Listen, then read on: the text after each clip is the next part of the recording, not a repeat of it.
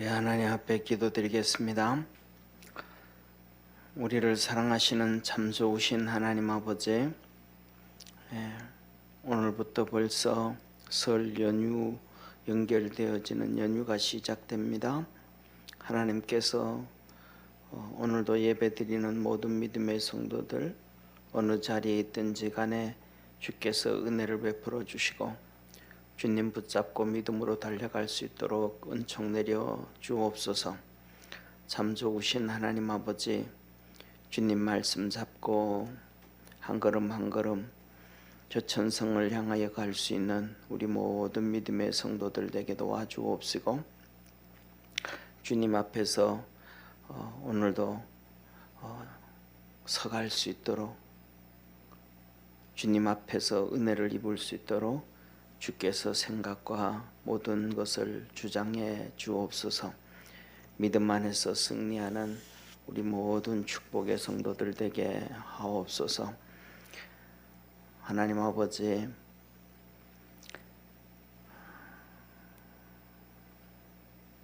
예수님께서 부르셨던 제자들도 성령으로 세례를 받고 성령의 은사를 입고 또 충만해지고 열매를 맺어서 주님 맡겨주신 사명의 길을 다 달려갔습니다. 제자로 부름을 받아도 성령 세례가 없고 은사가 없고 충만이 없을 때는 아무것도 깨닫지를 못했습니다. 이 금요 치료예배 주 앞에 나와서 기도하고 간구하는 모든 믿음의 성도들에게 성령 세례를 주시고 은사를 주시고 충만하게 하시고 하나님의 은혜 안에 머물 수 있도록 복을 더해 주옵소서. 주의 놀라운 은혜로 함께 하옵소서. 우리를 구원하신 예수님의 이름으로 기도드립니다. 아멘. 우리 하나님 말씀 같이 보겠습니다. 마태복음 14장 1절부터 12절까지 하나님 말씀 마태복음 14장 1절부터 12절까지 한 절씩 교독하겠습니다. 그때의 분봉왕 헤롯이 예수의 소문을 듣고 그 신하들에게 이르되 이는 세례 요한이라. 저가 죽은 자 가운데서 살아났으니 그러므로 이런 권능이 그 속에서 운동하는도다 하더라. 전에 헤롯이 그 동생 빌립의 아내 헤로디아의 일로 요한을 잡아 결박하여 옥에 가두었으니, 이는 요한이 헤롯에게 말하되 당신이 그 여자를 취한 것이 옳지 않다 하였음이라. 헤롯이 요한을 죽이려 하되 민중이 저를 선지자로 여김으로 민중을 두려워하더니, 마침 헤롯의 생일을 당하여 헤로디아의 딸이 연석 가운데서 춤을 추어 헤롯을 기쁘게 하니, 헤롯이 맹세로 그에게 무엇이든지 달라는 대로 주겠다 허락하거늘. 그가 제 어미의 시킴을 듣고 가로되 세례 요한의 머리를 소반에 담아 여기서 내게 주소서 하니, 왕이 근심하나 자기의 맹세한 것과 그 함께 앉은 사람들을 인하여 주라 명하고 사람을 보내어 요한을 옥에서 목베어 그 머리를 소반에 담아다가 그 여아에게 주니 그가 제 어미에게 가져가니라. 요한의 제자들이 와서 시체를 가져다가 장사하고 가서 예수께 고하니라. 아멘. 오늘 여기에 본문 말씀은 크게 나누어서 두 가지입니다.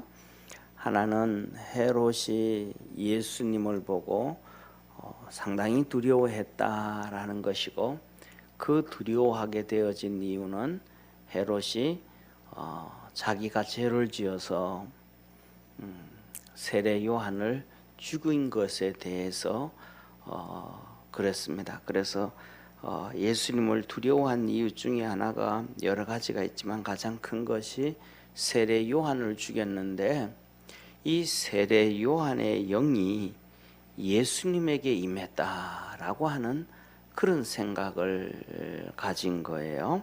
자, 그래서 오늘 여기 본 말씀은 이렇게 말씀합니다. 첫째, 예수님을 이 헤롯이 두려워하는데 어떻게 두려워하냐 하면 14장 1절에 보면 그때에 분봉왕 헤롯이 예수의 소문을 듣고 예수님의 소문을 듣고 이 분봉왕 헤롯이 무서워합니다. 그 소문은 무슨 소문이냐면 우리가 잘 아는 내용 그대로예요. 죽은 자가 살아났다.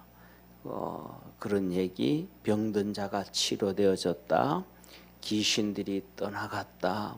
그리고 예수님을 향하여 수많은 사람들이 따라다닌다. 이런 소문이에요. 이 소문을 듣고 이 헤롯이 여기 이제 분봉왕 헤롯이다라고 얘기하면 쉽게 말하면 헤롯이라는 이름은 헤롯이라는 건 우리나라로 말하면 성이에요. 성. 그러니까 그 이름이 우리나라는 성이 앞으로 와 있잖아요. 이름이 뒤에 가 있고. 그런데 이쪽 사람들은 전부 다 뭐냐면 거의 이름이 앞에 와 있고 그다음에 뒤에 성이 가 있는 거예요. 성. 그러다가 보니까 보통 그냥 헤롯 하면 우리가 그러죠. 이렇게 부시 대통령 할 때도 언론에서 할 때 보면 아버지 부시, 그다음에 아들 부시 그러잖아요. 그 부시라는 이름이 바로 뭐냐 하면 성이기 때문에 그래요. 그래서 이 헤롯을 얘기할 때 헤롯 대왕 얘기하고 그다음에 분봉왕 헤롯 이렇게 얘기합니다. 헤롯 대왕은 성경에 나오는 헤롯 대왕은 우리가 잘 아는 것처럼 예수님이 이 땅에 탄생하셨을 때에 왕이었던 사람이 헤롯 대왕이에요. 그래서 성경에서도 보면 헤롯 대왕 그렇게 나오는데 그런데 이 헤롯 대왕이 이제 죽게 되어지죠. 예수님이 8살쯤 되어질 때 죽게 되어지니까 그러니까 하나님께서 이 요셉 이 마리아의 남편 요셉에게 천사를 보내서 현몽 중에 나타나서 이제 죽이려고 하는 자가 죽었으니 돌아가라. 그래서 갈릴리 가서 생활을 하게 되는 거예요. 그래서 이 요한에게는 헤롯 대왕에게는 4명의 아들이 있었는데 그 아들들이 이 나라를 이제 다스리게 되는데 이 분봉왕이라는 얘기는 바로 그 말이에요. 나라를 분할해서 나라를 분할해서 다스렸다라고 얘기하는 거예요. 그래서 이 남쪽 유다를 중심으로 해서 하나 다스리고 또 사마리아를 중심으로 하나 해서 다스리고 또 북쪽 지방 그러니까 가버나움 중심으로 해서 이 갈릴리 북쪽으로 하나 다스리고 그다음에 요단강 동쪽을 해서 하나 다스리고 그렇게 4왕이 이 이스라엘을 다스리는 거예요. 그래서 분봉왕 헤롯이라고 얘기하는 거예요. 그래서 지금 여기에 나오는 이 분봉왕 헤롯 얘기할 때는 이 헤롯은 보통 이제 예루살렘을 중심으로 해서 다스리는 헤롯이 될 수 있죠. 그래서 이 헤롯 대왕이 이제 다스리게 되어지는데 예수님의 소문을 듣고 두려워했다. 이 얘기예요. 그런데 우리와 관계가 우리가 좀 다른 것 중에 하나가 뭐냐면 이 헤롯은 하나님을 믿지도 않았잖아요. 하나님 앞에서 하나님을 믿지도 않은데 예수님의 소문만 듣고 무서워하고 두려워하는 거예요. 그런데 우리는 예수님의 소문을 듣는 것이 아니고 하나님의 말씀을 성경을 보고 하나님의 말씀을 직접 듣잖아요.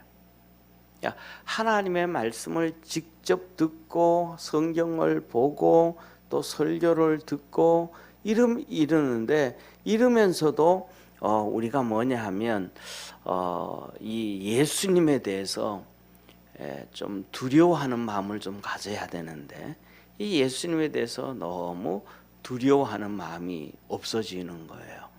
그래서 예를 들면 우리가 자라면서도 뭐냐면 자녀들을 키울 때 이 아버지의 이 엄함이 없으면 아이들이 좀 곁길로 갈 수 있다 이런 얘기 하잖아요. 그런 것처럼 우리가 하나님 앞에서 하나님을 가끔씩 우리 예수님을 두려워할 수 있는 그 신앙을 가질 수 있는 축복의 성도가 되기를 주의 이름으로 축원합니다. 왜냐하면 이번 주에 이제 돌아오는 주일날 설교 중에 한 부분이지만은 우리 우리 주님이 우리에게 하시는 말씀이 정말로 구원을 받고 하나님의 예수님께서 말씀하셨던 것처럼 나를 따르라 해서 예수님을 따르고 하늘나라 구원의 역사 이루어가는 사람들은 사실은 많지가 않다라고 우리 주님이 말씀을 하시는 거예요. 첫째로는 우리 주님 그러잖아요. 가라지의 비유를 들으셔요. 가라지를 이 곡식을 뿌렸는데 어느 날 보니까 가라지가 자란 거예요. 그래서 종이 와서 주인님 우리가 곡식을 뿌렸는데 가라지도 났습니다. 저 가라지를 솎아낼까요? 그랬더니 주인이 그러죠. 솎아내지 마라.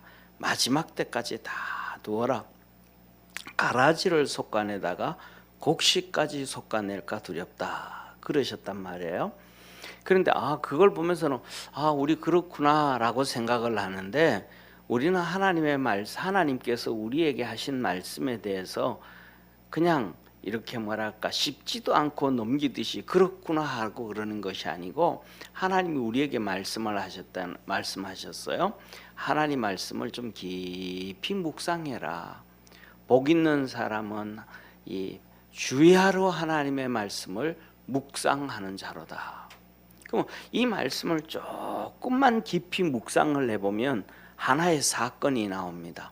그래서 뭐냐면 요새 도시 문화에 사니까 사람들이 도시 문화에서 모르기 때문에 그렇지만 논밭이 있고 밭을 농사 지어 보는 사람들은 다 알아요. 그 뭘 아냐 하면 곡식을 요새 뿌리기 전에 벌써 제초되어 뿌리고 그 다음에 고구마를 심기 전에 벌써 거기다가 비누리를 덮어가지고 풀이 바깥으로 안 나오게 하고 이런단 말이에요. 그런데 이 곡식을 봄에 심어 놓고 가을에 거둘 때까지 풀을 뽑지 않고 김을 매주지 않고 잡초를 뽑지 않으면 그 밭은 그냥 곡식은 하나도 안 보이고 잡초만 보여요. 거의 잡초만 보이는 거, 곡식은 안 보이는 거예요. 얼마나 많은지. 우리가 이제 이렇게 가지가 있지 않습니까, 그죠? 가지가 있는데 이 가지나무가 이렇게 요새는 이렇게 개종이 돼가지고 가지도 길이가 한 30cm 정도 되기도 하는 길고 이 정도 되어지는 가지들이 가지나무가 보니까 거의 우리 어른들 키 정도로 자라더라고요. 가지가 이렇게 자라는 게 있어요. 그런데 그 가지가 되는데 이 여름에 봄에 다 풀베 주다가도 이 여름 돼가지고 풀을 안 매주고 안 뽑아주니까 가을 되니까 이 풀들이 얼마나 크는지 가지를 덮어버리더라고요. 가지나무를 덮어요. 그래가지고 가지를 딸라 그러면 풀을 막 헤치고 와서 가지나무를 이렇게 찾아야 돼. 이렇듯이 이것을 볼 때는 주님께서 가라지를 뽑지 아니하고 잡초를 그대로 놔뒀을 때는 곡식과 가라지의 비율이 9대1 이상이 되지 않는가. 그러면 그만큼 구원받을 사람이 적다라는 것을 우리는 한번 고민을 해봐야 된다. 두 번째로는 우리 주님이 말씀하신 것이 뭐냐면 너는 좁은 길로 가라, 협착한 길로 가라. 넓은 길로 사망으로 가는 길은 넓고 쉬워서 많은 사람이 가고 좁고 협착한 길은 찾는 사람이 없다. 그러니까 많은 넓은 길로는 막 사람들이 다 가는데 좁은 길로는, 협착한 길로는 가기가 힘들어서 쫓는 사람이 없다 그랬단 말이에요. 얼마나 적은 거예요? 그 다음에 세 번째는 우리가 우리 주님 재림하실 때를 얘기하면 두 사람이 맷돌을 갈다가 한 명은 들림을 받고 한 명은 버려둠을 당하고, 두 명이 밭에서 김을 매다가 한 명은 들림을 받고 한 명은 버려둠을 당하고, 두 사람이 잠을 자다가 한 명은 들림을 받고 한 명은 버려둠을 당한다. 그런 것을 볼 때도, 이 전체적인 맥락을 쭉 이렇게 볼 때도 우리가 잘 아는 것 중에 하나는 뭐냐 하면 구원받는 사람들이 그렇게 많지는 않을 수 있다. 그렇다면 우리가 가장 중요한 것은 나는 하나님 앞에서 진짜 구원을 받았는가 라는 한 번쯤 우리는 우리 자신을 돌이켜보고 우리의 신앙생활에 채찍질을 할 수 있는 축복의 성도가 되기를 주의 이름으로 축원합니다. 왜냐하면 우리 주님께서 이스라엘 백성들에게 메시지를 전하고 말씀을 전하고 바리새인들을 향하여 메시지를 전할 때도 화 있을진저 그러셨고, 또 그들에게 너희들은 천국 백성을 두루 찾다가 얻으면 배나 지옥 백성 만든다. 너희들만 지옥 가는 게 아니고 다른 사람까지도 지옥 가게 한다. 그렇게 말씀하셨거단 말이에요. 그런데 이 바리새인들은 자기들이 아브라함의 후손이니까 지옥 갈 줄은 꿈에도 생각을 안 하는 거예요. 당연히 천국 간다고 그들은 생각을 했어요.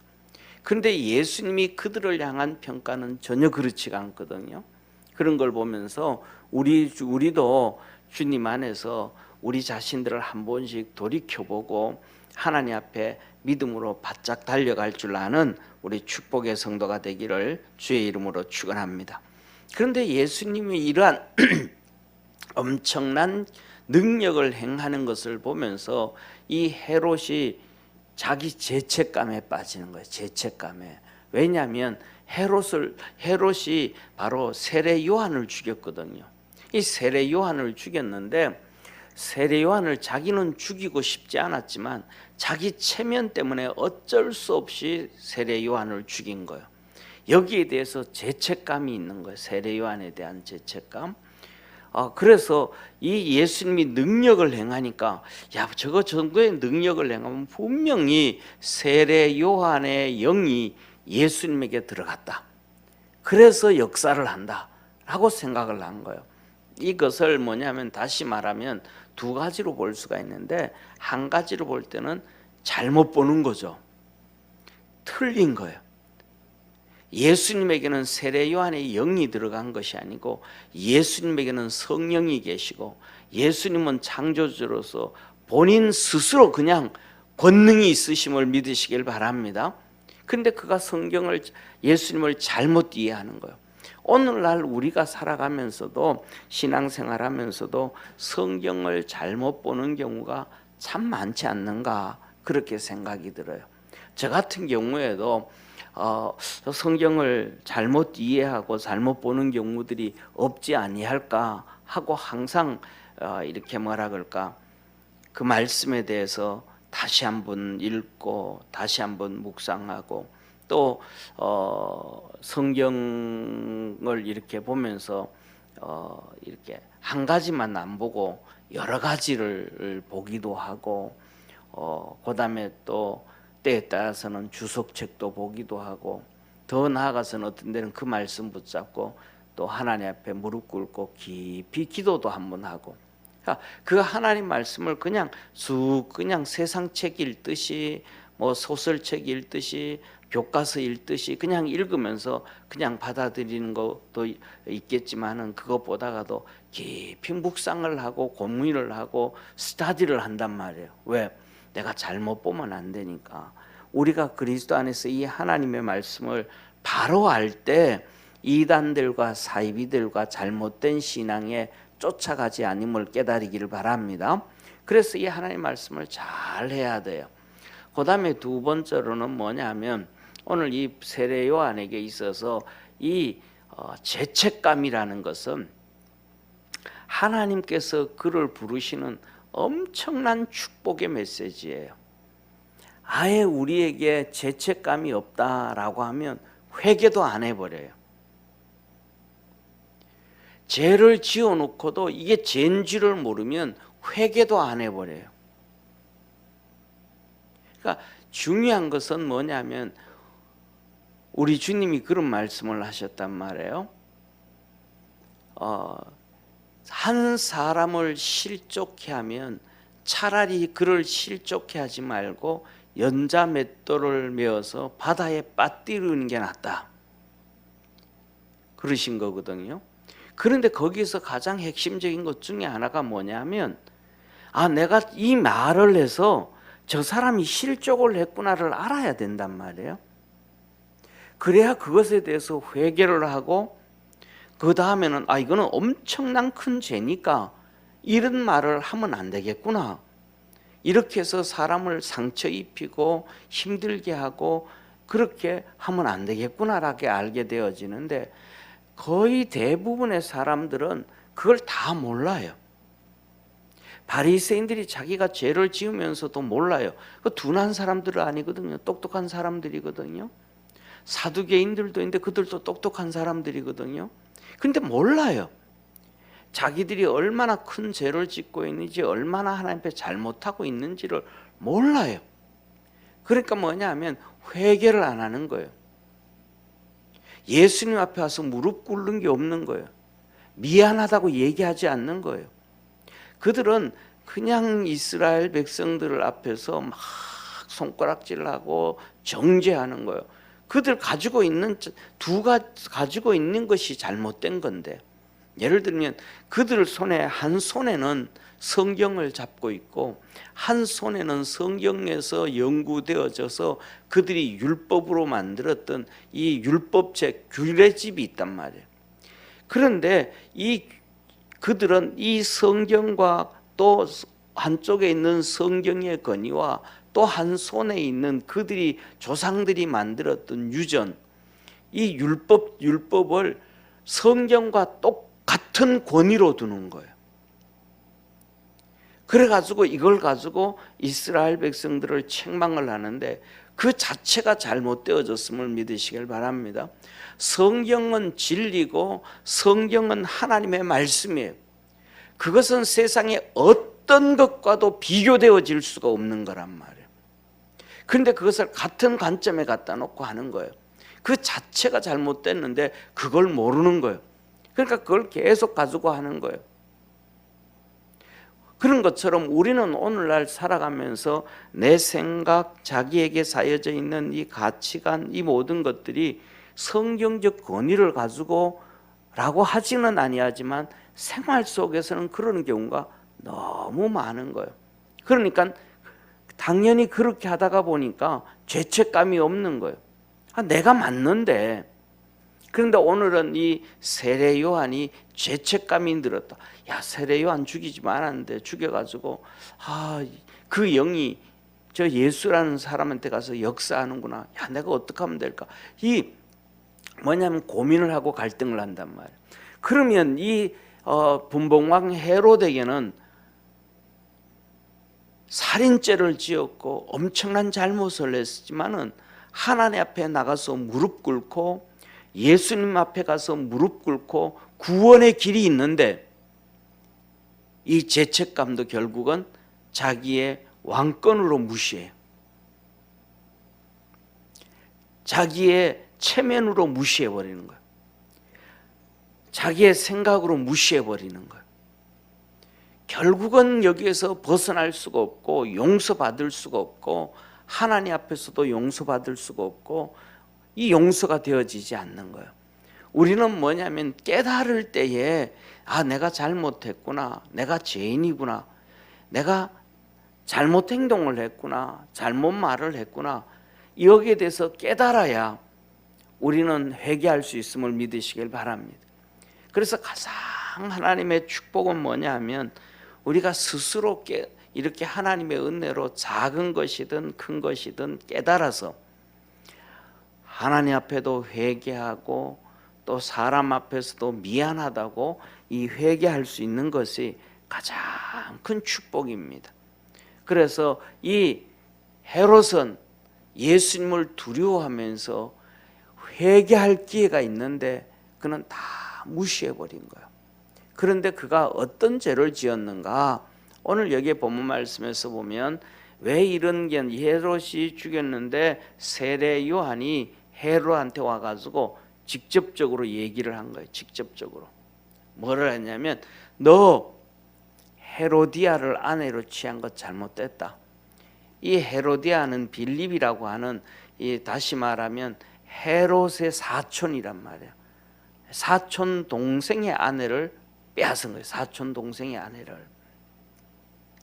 이것은 뭐냐면 헤롯만 빼앗았다라는 게 아니고 여기에 나오는 쉽게 말하면 헤로디아라는 이 여자도 똑같은 거죠. 똑같은 거죠.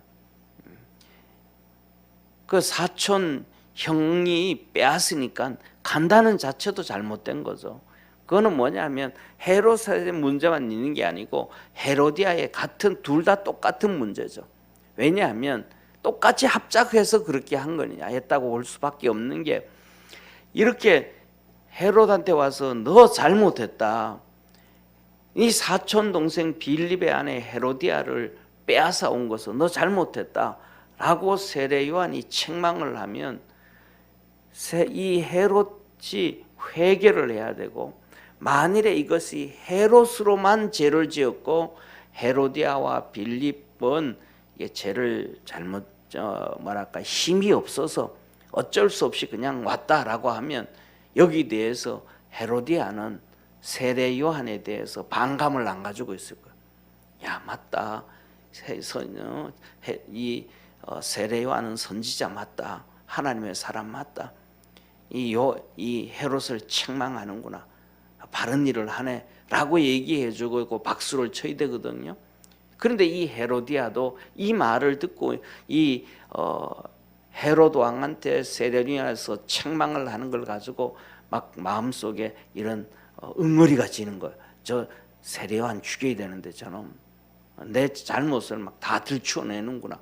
이러는 이 악감정을 가지고 있다. 악감정을 헤로디아가 이것을 볼 때는 헤롯의 문제만 있는 게 아니고 헤롯과 헤로디아가 둘이 서로 눈이 맞았다. 유부남 유부녀인데 이 서로 눈이 맞았다. 그래서 결국은 이 헤롯이 자기 권력으로 그렇게 했다라고 볼 수밖에 없는 거예요. 그러니까 이제 그 딸 살로메를 데리고 이제 같이 살게 되어져요. 그래서 이 생일날 잔치에 이 살로메가 춤을 추는데 술도 먹고 막 기분이 너무 좋았단 말이에요. 그래서 이 헤롯이 그 살로메한테 하는 얘기가 네가 뭘 원하든지 내가 다 주겠다 그랬단 말이에요. 그러니까 이 살로메가 자기 엄마한테 가서 헤로디아한테 가서 말하기로 내가 뭘 구하면 되겠냐 그랬더니 쟁반에 요한의 머리를 요구해라. 그래서 결국은 헤롯이 원치 않았지만 이 쟁반에 헤로디아의 말대로 쟁반에다가 세례 요한의 죽은 머리를 담아. 한번 생각을 해보셔요. 우리는 다 어른이지만 세상에 이런저런 것을 다 경험을 했지만 죽은 사람의 머리를 쟁반에 담아가지고 내게 가져오면 이게 아무렇지도 않겠어요? 얼마나 끔찍스럽겠어요.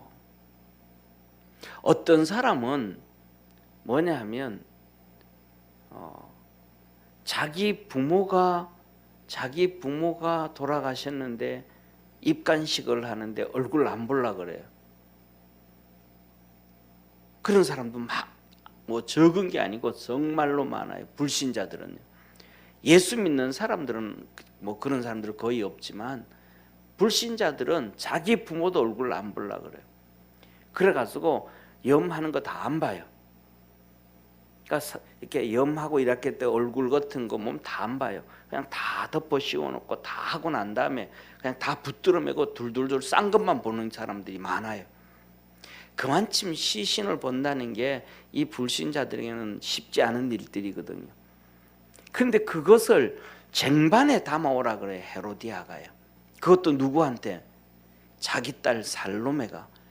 이 어린 딸 살로메가 이 쟁반에 담아서 이 세례 요한의 죽은 얼굴을 목이 잘려 가지고 그 잘리고 나면 이 피가 철철 흘렀을 거 아니에요. 피가 없는 것도 아닌데 그 피 흐른 쟁반에 그 얼굴을 담아 가지고 오면 이 어린 살로메가 그 충격 가지고 일생 동안 잘 살 수 있겠어요?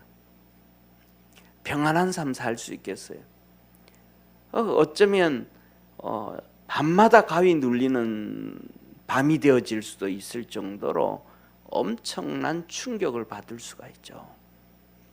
그런데 이 세상에 잡히고 마귀에게 잡히고 권력에 잡혀서 자기 남편도 버리고 헤롯과 함께 붙어 사는 이 헤로디아, 그는 자기의 욕심을 위해서, 욕망을 위해서 그 딸 그냥 그렇게 살려면 자기 딸도 그냥 빌립한테 던져버리고 왔더라면 날 텐데 데려와 가지고 이 그 현상을 보여주면서 그러니까 완전히 자식을 망하게 만드는 것이 이 헤로디아의 행동이었죠.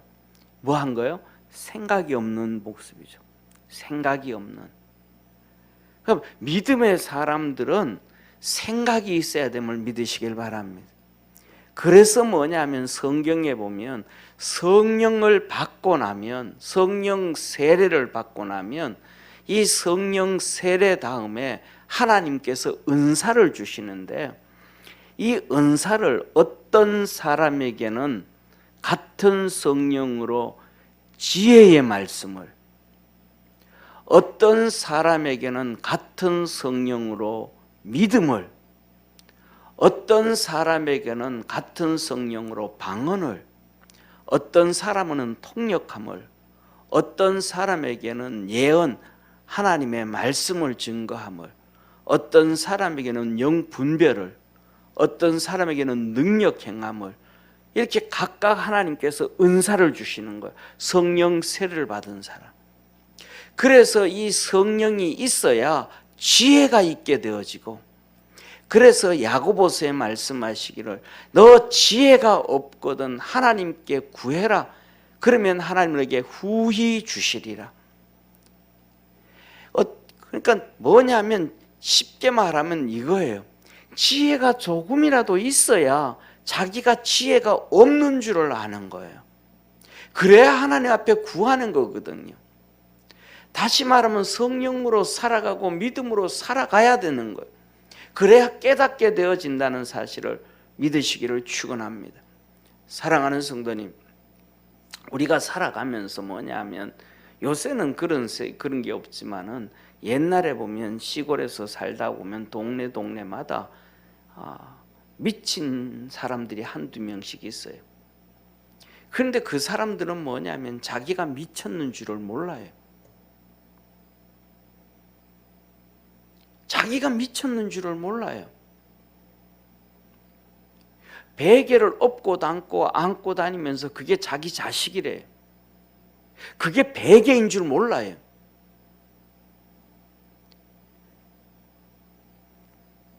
무슨 말이냐 하면 우리가 하나님의 은혜로 깨달을 수 있는 축복의 성도가 되기를 축원합니다.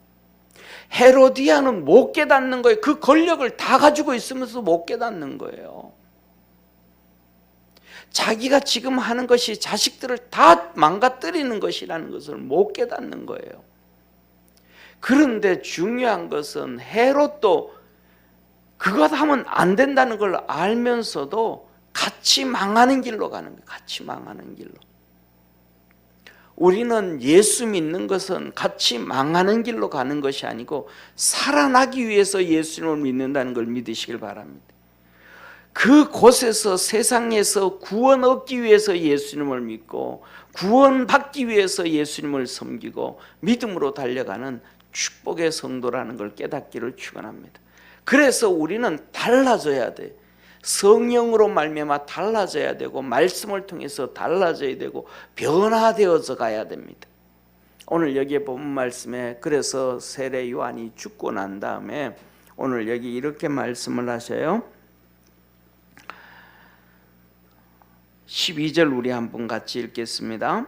12절 요한의 제자들이 와서 시체를 가져다가 장사하고 가서 예수께 고하니라. 이 세례 요한의 장례를 누가 지내는가? 제자들이 와서 세례 요한의 제자들이 와서 그 시체를 달라고 해서 이제 이 장사를 지내요. 저는 이 본문 말씀을 보면서 와, 진짜 어째 이룰 수 있을까? 이런 충격을 받아요. 그 충격이 뭐냐면 이 세례 요한은 그의 아버지 사가랴가 대제사장직을 감당할 때에 성전에 들어가서 하나님을 만났잖아요. 그리고 이 세례 요한의 이름을 지을 때에 벙어리가 되었었는데 이 세례 요한의 이름은 요한이라고 해라. 하나님이 그렇게 해줬다 하고 글씨를 써줬더니 입이 열렸더라. 이 세례 요한의 이름을 짓기 위해서 막 동네 사람들이 다 와서 요새로 우리말로 하면 학렬이라는 거 있잖아요, 그죠? 그런 것처럼 돌림자라는 게 있는 것처럼 그런 의식이 있는데 그걸로 해서 이걸로 짓자 그랬더니 세례 요한의 아버지 아니라 그거 아니다. 요한이라 해야 된다. 세례 요한이라고 해야 된다. 요한. 그랬더니 이제 입이 풀렸단 말이에요. 그러니까 주위에 뭐가 있는 거예요? 친척들이 다 있는 거예요. 그 친척들이 전부 다 뭐예요? 쉽게 말하면 사두개인들이란 말이에요. 친척들이 다 있어요. 제사장 친척들이 다 있어요. 그런데 세례 요한이 죽는데 하나도 힘쓰는 사람이 없어요. 가족이 세례 요한의 가족이 이 사두개인들인데 이 힘이 엄청난 세단 말이에요. 얼마든지 얘기하면 안 죽을 수도 있는데 그들이 세례 요한 죽는 걸 가족인데도 나 몰라라 하는 거예요. 두 번째 이 세례 요한은 이 사두개인 출신이지만 이 에세네파, 그러니까 바리새인들보다가도 더 엄격하게 훈련받는 이 에세네파가 있어. 그들은 전부 다 통틀어 말하면 바리새인 중에 하나예요. 바리새인들 중에서도 더 열심히 주님을 잘 섬기는 훈련하는, 그래서 뭐냐 하면 금식을 하고 또 금욕을 하고 이런 이 정말 하나님 앞에 그렇게 살아가던 그들 무리에 어울려서 세례 요한이 같이 훈련을 받았단 말이에요. 예, 그래서 우리가 잘 아는 것처럼 성지 순례를 가게 되어지면 이 에세네파가 있었던 지역을 이렇게 가이드해 줍니다. 예, 그런데 그들이 있었던 그 곳을 이렇게 하는데 기가 막힌 사실은 AD 70년에 이스라엘이 완전히 멸망을 당하고 한 700명 정도의 가족들까지 하면 한 1000명에서 1200명 정도 되어지는 그 사람들이 이 헤롯 대왕의 별장이었던 이 그곳에 가서 마지막 결투를 하면서 다 죽게 되어지거든요. 그런데 이 에세네파로 하나님을 섬겼던 사람들의 마지막이 어떻게 됐는지 성경에 기록이 하나도 없어요. 그러니까 뭐 문헌도 없고 그다음에 유전으로도 없어요. 이 사람들이 어떻게 사라져 버렸는지, 어떻게 없어져 버렸는지, 어떻게 됐는지를 몰라요. 그 중에 하나가는 뭐냐 하면 이제 1940년대에 발견된 사해사본이라는 게 있어요. 바로 그들이 사해 곁에서 그렇게 살았는데 그들의 마지막 행적이 바로 이 성경이에요. 이 성경 사본을 다 쓰고 해가지고 된 지금까지 우리 성경에서 발견된 것 중에서는 가장 오래된 성경 사본인데 그들이 그 성경 사본을 다 해가지고 그 뒤에 가면 이 동굴이 많아요. 동굴이 정말 많은데 거기에다가 항아리에다가 이 성경 사본을 다 집어여 놓고는 그들이 사라져 버린 거예요. 근데 이들이 어디로 SNF파들이 어디로 사라졌는지 몰라요. 그런데 이 성경 사본 사해 사본을 발견한 것이 어떤 목동이 정말 그 목동은 야구를 했더라면 돈 엄청 벌었을 목동인데 이 목동이 심심하니까 돌을 들고는 그 산 위에 구멍이 뻥뻥 뚫렸는데 거기다 돌을 던진 거예요. 이 돌이 더 가가지고 이 항아리를 깬 거예요. 그 항아리가 깨지는 소리와 돌 떨어지는 소리는 다르잖아요. 던지니까 이상한 소리가 나는 거예요. 이거 왜 이상하다, 왜 이런 소리가 나지? 또 돌을 들고 던졌더니 들어가지고 또 맞는 소리가 이상한 거예요. 그래서 그 올라가 봤더니 2000년 된 성경책이 두루마리가 있는 거예요. 그래서 그걸 갖다가 이제 팔았는데 그게 지금 그걸 가지고 사해사본이다 그래요. 왜냐하면 사해 바다 근처에서 발견됐다 해서 사해사본 가장 오래된 건데 대형 박물관에 있죠. 그런데 제가 말씀을 드리고자 하는 것은 뭐냐 하면 그렇게 같이 함께 훈련 받았고 같이 있었던 이 바리새인들조차도 세례 요한이 죽는데 방치가 돼 버려버리는 거예요. 더 나아가서는 장사를 지내는데도 동참도 안 해줘요. 제자들 몇 명이 그냥 시체 갖다가 그냥 장사 지내고 비참하게 초라하게 장사를 지내요. 가까이 하는 사람이 없어요. 이것을 보면서 우리 믿음의 성도들은 주님만 바라보며 달려갈 줄 아는 축복의 성도가 되기를 주의 이름으로 축원합니다. 믿음으로 간다는 것은 누가 나를 다 알아주겠지, 인정해주겠지, 뭐 해주겠지, 그렇지 않아요. 선약 성경에서도 우리 주님께서 친히 말씀하시기를 마지막 때라고 얘기할 때 얘기를 하지만 이 형제가 형제를 부모와 자식이 부모를, 부모가 자식을 죽이는 데 내어주고 원수가 내 집안이다 라고 했던 것처럼 믿음의 길을 갈 때는 어쩌면 우리가 혼자 하나님 앞에 믿음으로 달려가는 경우가 많다. 그래서 저와 여러분 우리 모든 믿음의 성도들이 믿음으로 달려갈 수 있는 축복의 성도가 되기를 바랍니다. 더 나아가서 우리가 잘 알죠. 주님께서 하신 말씀이 모든 선지자들이 다 핍박과 어려움을 당했다, 고난을 당했다라고 말씀을 하시는데 우리가 북이스라엘의 가장 위대한 엘리야도 우리가 잘 아는 것처럼 이스라엘 땅에 3년 6개월 동안 흉년이 들 때에 이 사렙다 가부의 집에 가잖아요. 이 사렙다 가부의 집에 가서 사는데 그것을 보면서 두 가지를 볼 수가 있어요. 첫째로는 바알에게 무릎 꿇지 않은 자 7,000명이 있는데 그 7,000명도 엘리야 외면을 하는 거예요.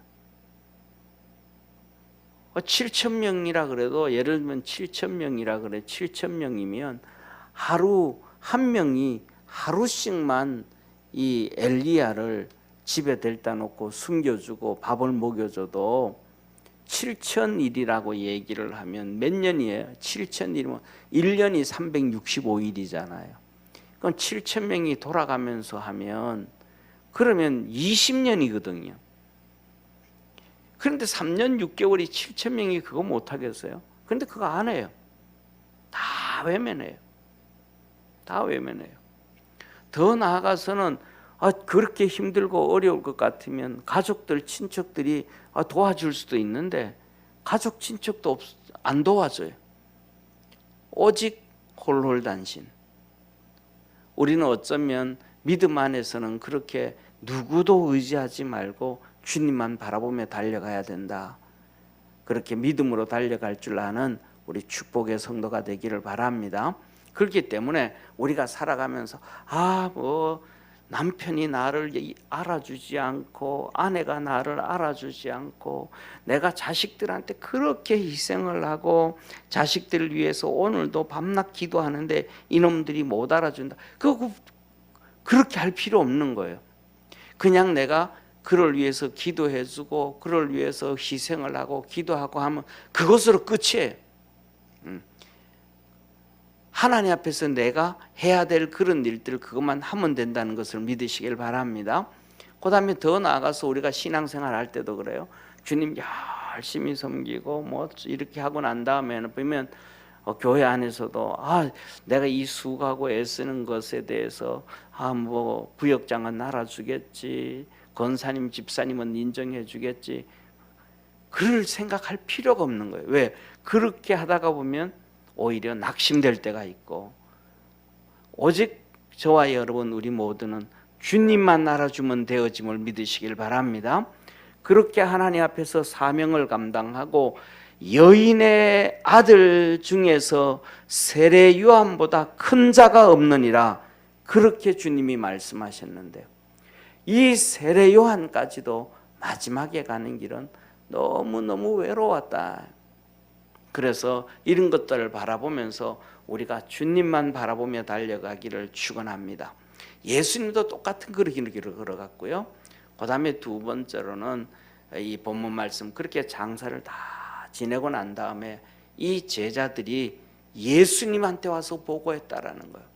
이 제자들이 세례 요한이 죽은 거 이렇게 되어지고 나면, 예를 들면 세례 요한의 형제는 없지만은 부모님은 다 돌아가셔서 나이 많아서 돌아가셔서 없지만은 세례 요한의 사촌들도 있고 하다못해서 뭐 삼촌들도 있고 친인척들도 있을 거 아니에요, 그죠? 그러면 그 세례 요한의 가족들한테도 보고를 했다, 이런 게 아니거든요. 그냥 예수님한테. 저와 여러분 우리 인생은 다 주님 앞에 가게 되어짐을 믿으시길 바랍니다. 다른 데 가는 건 주님 앞에만 가는 거예요. 그래서 우리가 뭐냐면 오늘 이 본문 말씀을 보면서 두 가지, 첫째로는 세 가지입니다. 첫째로는 뭐냐면 깨달아야 된다. 우리가 깨달을 수 있는, 하나님 내게 깨달을 수 있는 마음을 주옵소서. 항상 기도하며 믿음으로 달려갈 수 있기를 축원하고요.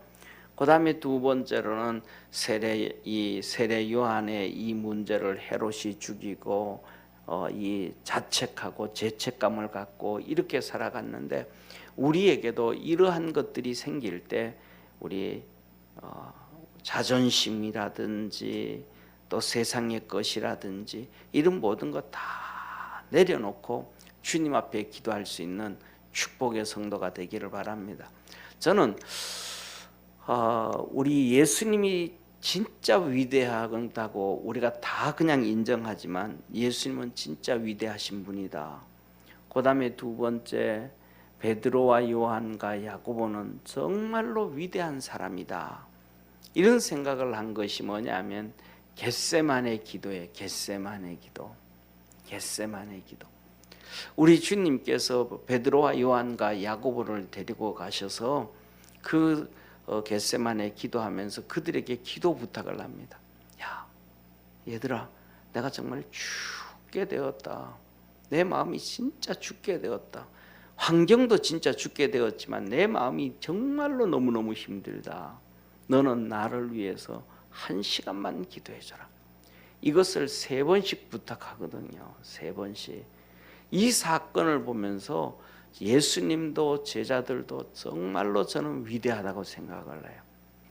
저는 지금까지 이렇게 신앙생활, 제가 초등학교 4학년 때부터 신앙생활하고 그 다음에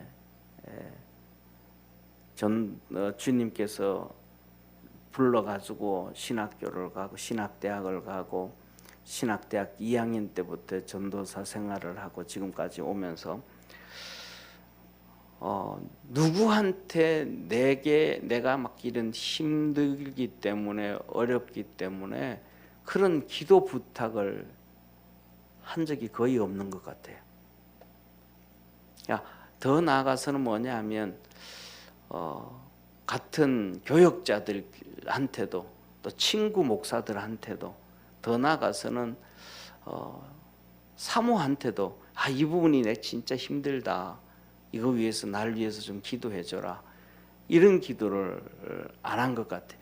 그런 것 보면 저는 주님에 비해서는 아직도 참 못난 부분들이 너무 많다 이런 생각을 하거든요. 그런데 주님은 정말로 그 하나님의 아들이고 구세주이시면서 그 힘들고 어려운 걸 가지고 나를 위해서 기도해줘라 이런 말씀을 할 정도면 예수님이 이 베드로와 요한과 야고보를 영적인 관점이 아니고 인간적인 관점에서 신뢰를 하면서도 예수님이 베드로와 요한과 야고보를 얼마나 신뢰했을까? 인간적인 관점에서 얼마나 신뢰를 했으면 그런 기도를 부탁할 수 있을까? 그것도 3번씩이나 내가 정말 죽게 되었다라고 하면서 그렇게 기도할 수 있었을까? 부탁할 수 있었을까? 이 베드로와 요한과 야고보는 우리가 그냥 생각하는 것보다는 정말로 의리가 있고 신의가 있고 세상 말로 하면 입이 무겁고 참 멋진 사람들 중에 한 명이 아니었던가. 그 얘기를 할 수 있는 사람이 12명의 제자들 중에 3명밖에 없었다. 그러면서 나중에 보면 우리가 아는 것처럼 그 베드로와 요한과 야고보가 예수님 그 나약하게 말이지 우리한테 그런 기도 부탁하고 어찌 그럴 수가 있어. 이 메시아가 되어지고 그리스도가 되어지고 구세주가 되어진다 그러면 최소한 그런 것도 감당할 수 있어야지. 이런 메시지는 없단 말이에요. 언제든지. 정말로 그 예수님의 보잘것없는 모습을 보면서도 그들의 이 메시지를 보고 베드로 전후서를 보고 그다음에 요한복음과 요한 1, 2서와 요한 계시를 볼 때 주님 앞에서 이 요한은 두렵고 떨림으로 계시록에 보면 주님을 만난단 말이에요. 그런 것을 볼 때 이 베드로와 요한과 야고보는 정말로 멋있는 사람들 중에 한 명이었다. 저와 여러분 우리 믿음의 성도들도 그런 믿음의 사람들이 되어져가는 축복의 성도가 되기를 주의 이름으로 축원합니다. 그래서 우리 모두가 주님 앞에서 각자 믿음으로 서서 주님 앞에 걸어가고 우리가 이 세례 요한 이 모습을 보면서 깨달을 수 있고 우리가 주님께로 바뀌어져가고 변화되어져가고 달려져가고 뭐라 그럴까 헤롯처럼 그렇게 왕권 때문에 체면 때문에 무엇 때문에 죄짓고 회개하지 않고 눈이 어두워지고 이런 것이 아니고 주님 앞에서 정말 성결한 축복의 우리 모든 성도 되기를 축원합니다. 기도드리겠습니다. 전능하신 하나님 아버지, 오늘은 헤롯이 세례 요한을 죽이고 예수님의 기사와 이적과 표적을 보며 두려워하고 걱정하는 이러한 모습을 보게 되어집니다. 전능하신 하나님 아버지, 회개해버리면 될 텐데 예수님 잘못했습니다. 주님 앞에 와서 그에게 예수님에게 자기가 생각하기를 세례 요한의 영이 들어와서 역사한다고 믿고 있으니까 예수님한테 와서 잘못했습니다. 미안합니다. 어떻게 하면 될까요? 무릎 꿇어버리면 될 텐데 두려운 마음을 가지고 있으면서도 잘못됐다는 죄책감을 느끼면서도 회개를 하지 않습니다. 주님 앞에 무릎 꿇지 않고 주님 앞에 고백하지 않습니다. 우리 믿음의 모든 성도들 주님께서 십자가에 못 박히시면서 우리의 모든 죄를 다 도말해 주셨사오니 주님 앞에 나와 큰 죄든 작은 죄든 매 순간순간 내어놓게 하옵시고 하나님 앞에 부르짖어 간구하고 은혜로 살아가는 우리 축복의 성도들 되게 하옵소서. 주의 큰 은혜로 충만케 하옵소서. 전능하신 하나님 아버지, 우리 경태 형제가 하나님 앞에 11조 드립니다.